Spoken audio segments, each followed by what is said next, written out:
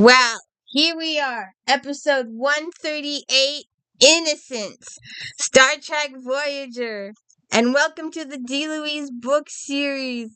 I'm Christina Karras-Tina. This is where we read books, talk about books, no special effects, no theme music, none of that fancy smancy stuff going on here. And I am totally uncoordinated today. But anyways, there is no captain's voiceover to introduce you what's going on in the show. So let's get to it. I forgot to show the main screen. Innocence, episode 138. Apparently, we're on a planet with trees, and the shuttlecraft is down. TUVOK is treating Bennett. He said he can't feel his legs. TUVOK says your vertebrae has been fractured. And Bennett says, "Is there anything you can do? I'm afraid the shuttle's medical supplies are inadequate. We must wait for Voyager to find us. I'm getting worse. My whole body feels numb. I want you to slow your breathing and relax your muscles and try not to move. All this time I thought I was so lucky. No family back home, nobody to miss. Now it seems kind of sad not to leave anybody behind." I know that feeling. When everybody is gone and you're all by yourself. We should talk about that one day. Because there isn't anybody. There will be nobody to miss me when I'm gone. My YouTube channel will live on and the videos will be out there for you to watch again. But there will be no one to remember. Oh, remember Chrissy. There'll be no one to remember me. And they always say, you're not forgotten until the last person says your name. I'll be forgotten quite quickly. TUVOK is being spied upon.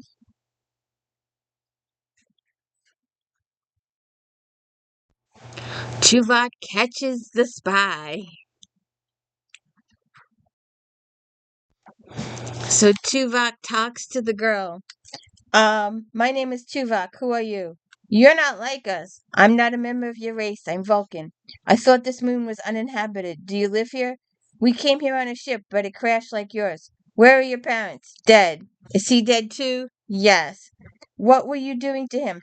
I put a stasis field around his body to protect it until I can take it back to my ship. Why? Some cultures, like Mr. Bennett's, consider an appropriate burial to be a sign of respect. Tressa, is there anyone else here with you? And she nods. It's all right. Another boy and girl come out of the bushes. There's no one looking for you? Everyone else died in the crash. We're alone. There's no reason to be afraid. I'll take care of you now and see that you get home safely.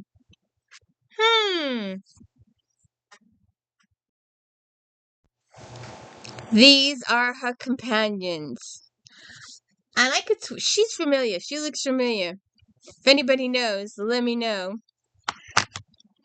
But anyways.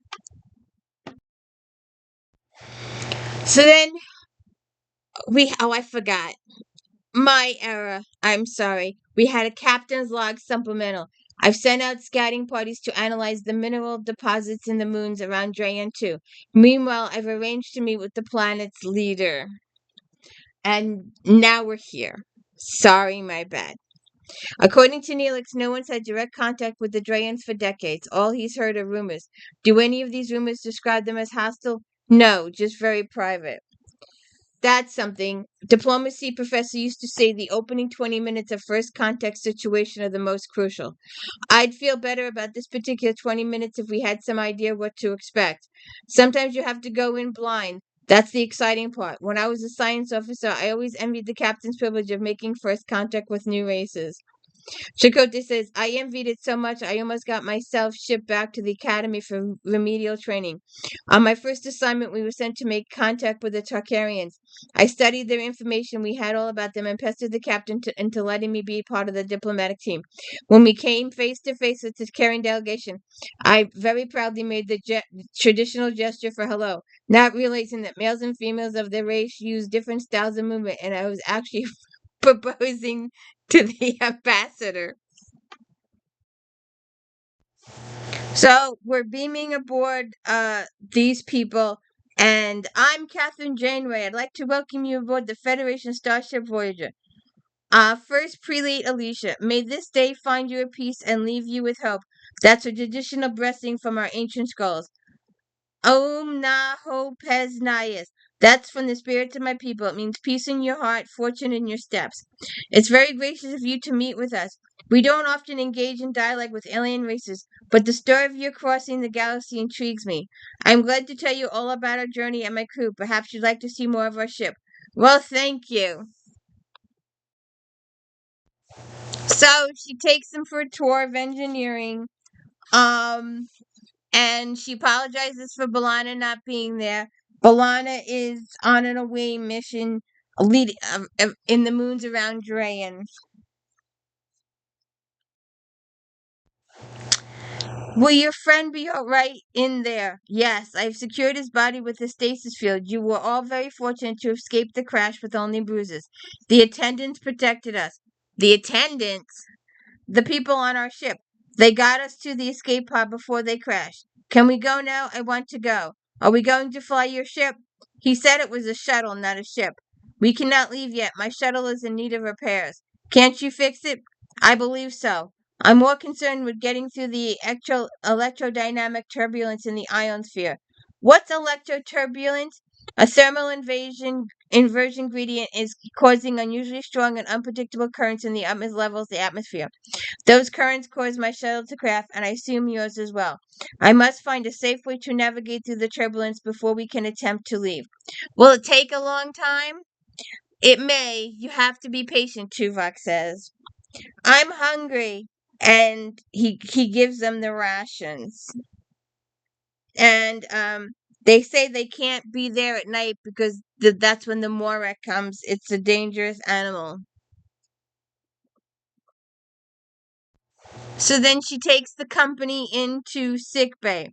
The Federation consists of 150 different worlds who have agreed to share their knowledge and resources with peaceful cooperation. The doctor goes, "Welcome to sickbay. I am the chief medical officer. This is first prelate Alicia Diantua. It's an honor to meet you. We don't often receive distinguished guests here, unless there's been sort of accident. I'm sure nothing unfortunate will happen to you on your visit here. But if it did, you can rest assured that you will find yourself in very capable hands." The doctor likes to go on. And they get an incoming message, and they offer her to use the doctor's office for the message. So during the discussion, Chakotay shows up. Our next step will be to open negotiations, find out what they might be interested in getting from us in exchange for polyferronide. Alicia says, I've been called away in an emergency. Is there anything we can do to help? No, thank you. It would be better if you and your crew continued on your journey. It's been an interesting visit. So they need to recall all their people and get all their people back. So I'd really like to know how long they've been stranded on this planet. And if they've been stranded on this planet for any length of time, how come they're so clean and neat and their hair's been combed? So if they're supposed to be stranded, they don't look stranded to me. They've all got their makeup and their hair combed and their clothing is clean. Just saying. So they're trying to talk to Tuvok about the other children that disappeared the previous night. And Tuvok goes to investigate, and they show him the tree, and he's not sure he believes them or not. He thinks they may have made it up, but he talks to them about Vulcan emotions and detaching themselves, etc., etc., etc. Then they're in the shuttle. The kids fight over the different equipment. One of the kids wants to know why Tuvok's ears are pointy. So they have a discussion about that. And they do some meditation again. he's having fun with the children. So then Tuvok sensors indicate that another ship is coming towards them, but it's not Voyager. It's the pattern of a monarch that matches a ship we scanned around Driam. It seems your people have come looking for you. We have to hide, Tuvok. They can't find us. I don't understand. I thought you wanted to go home. They won't take us home. They're the ones who made us come here. For what purpose? They sent us here to die. We have to go. Why did they send them there to die? So the Dryans are looking over Tuvok's shuttle. They're hiding in the brush. And the kids explain, we're supposed to die here. That's what this place is for. They bring children here for the final ritual. The Morag takes them away. No one ever comes back. It's illogical for society to kill its own children. The scrolls say we should be happy. That's when we die, the energy inside us is set free. Is that true? Is that really happens? Vulcan believes that a person's culture might call a soul continues to exist after the body dies. Do you believe that? The Dryans have found the shuttle and they're looking around. And the kids tell Tuvok, they're all hiding here. So then the kids tell them, why do you suppose they've come to kill you? They bring children here for the ritual. The Morag takes them away. No one ever comes back. It's illogical for society to kill its own children, Tuvok says. The scrolls say we should be happy. That's when we die. The energy inside us is set free. Is that true? Is that what really happens? Vulcans believe that a person's culture might call a soul continues to exist after the body dies. Do you believe that? When I was younger, I accepted it with question. In recent years, I've experienced doubts, believes there is more in each of us than science has yet explained. I know we should have faith. It's wrong to be afraid of death. There's nothing wrong in choosing to live. Will you help us? Until I get a better understanding of the situation, I believe it would be best to get you safely back to Voyager. So, B'Elanna and Neelix are back. They say there's no word from Tuvok and Bennett. There's heavy solar flare activity. It's causing electrodynamic disturbance throughout the system. We found a vein of polyferronite 3 kilometers long. It's a real shame we're leaving. When was your last contact with the other team? Several hours ago. Is there a problem? We can't reach them. When we spoke to them, they were going to check out the outermost moons. Can you find the shuttle ion signature? Paris says, no, I lost it. I'm reading one heading 151 Mark 8. That's where Neelix and I went. Another one on a divergent course 20 degrees to starboard. And Janeway sets a course. So then one of the Dryans contacts the captain. Um uh This desecration dishonors us both, Captain. I'm sorry, I don't understand.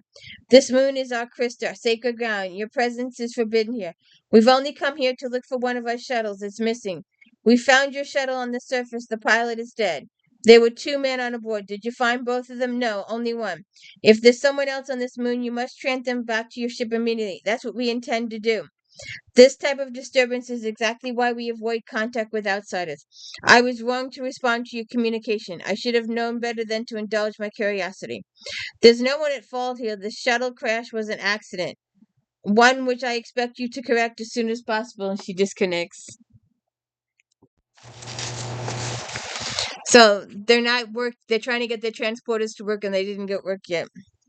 Then we're back on the planet, and they're still trying to talk to Tuvok about their situation.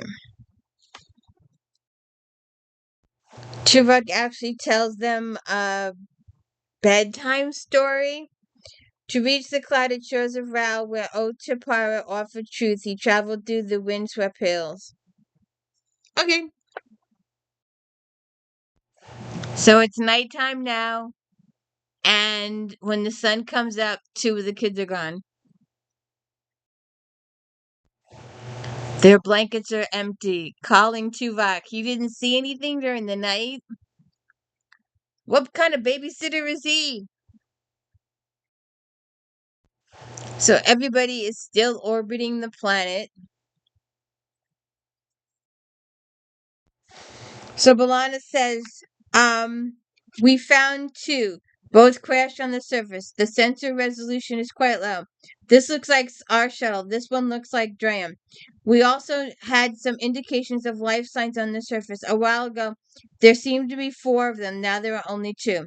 I've been working on the transporters. It just isn't possible to get a pattern lock on the turbulence.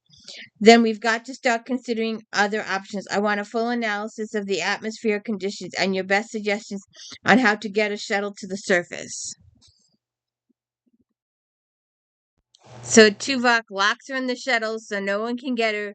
He goes off to look for the other two children and finds nothing.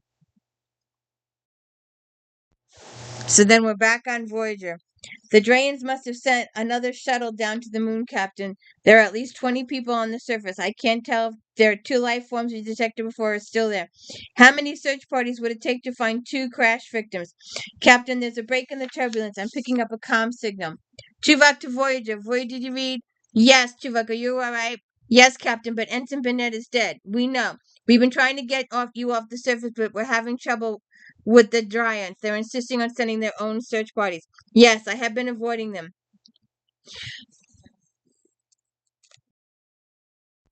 Tuvok's signal is touch and go, but he says, I have a young girl with me who claims they have come to kill her. I was reluctant to believe it at first, but several other children have disappeared. There's nothing I can do, Captain. The signal's breaking up. Tuvok, what happened to the other children? They have disappeared. Something on the moon is responsible. We must leave here. I'm attempting to repair, and the signal dies.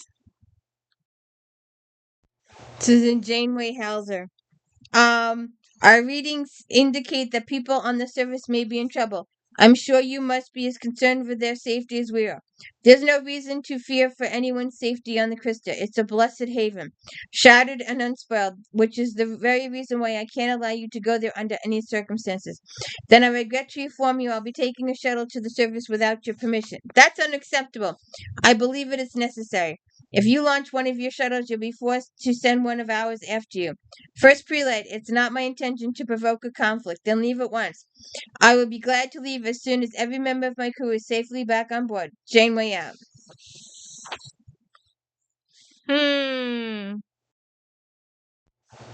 Once again, my annual weekly complaint.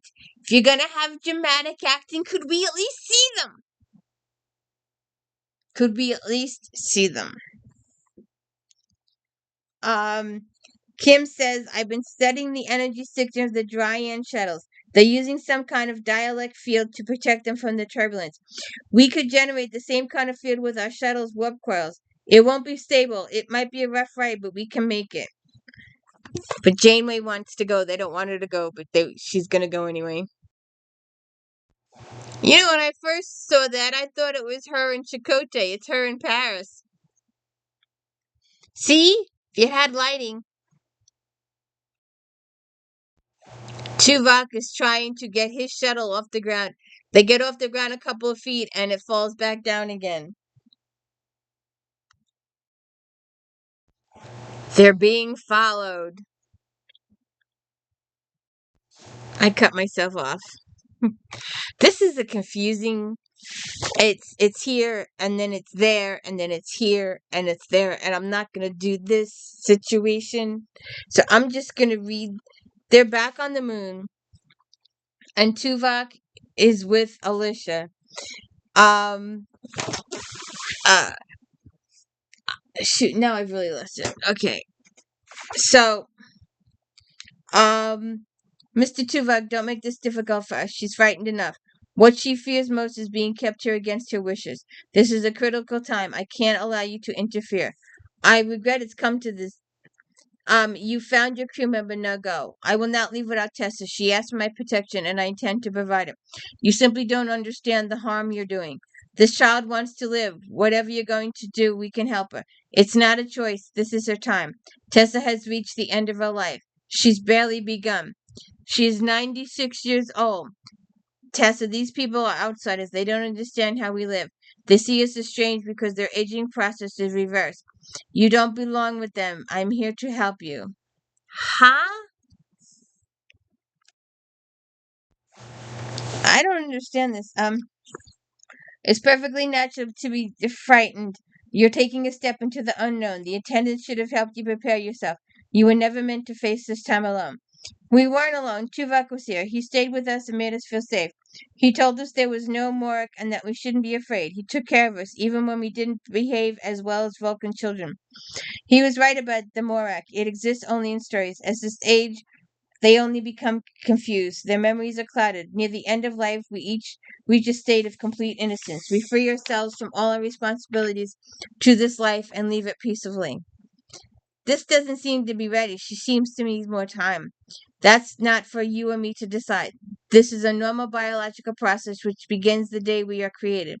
The energy contained within our bodies remains cohesive for a limited number of years, and then it's released. Nothing can change that. Nothing? No, it's the natural course of life. Why is it so important that Tessa stay here? We believe this is the very first spark of life was created. We are all compelled by our powerful instinct to return here at the end to complete the cycle and rejoin the infinite energy. Tessa, do you feel it calling you? Tuvok, she can offer you better guidance than I said, Tuvok says. Tessa says, you'd protect me. I cannot protect you from your natural conclusion of life, nor would I try. Vulcans consider death to be the completion of journey. There is nothing to fear. I won't be afraid, not if you're with me. Tessa, this might see you freely home, attending a child on the Christian is an honorable role.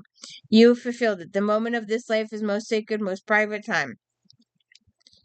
Janeway offers her apologies for disturbing her traditions.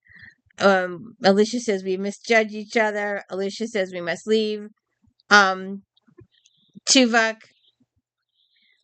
is gonna stay for a few minutes, and then they're all gonna go back to Voyager, and that's how the episode ends. So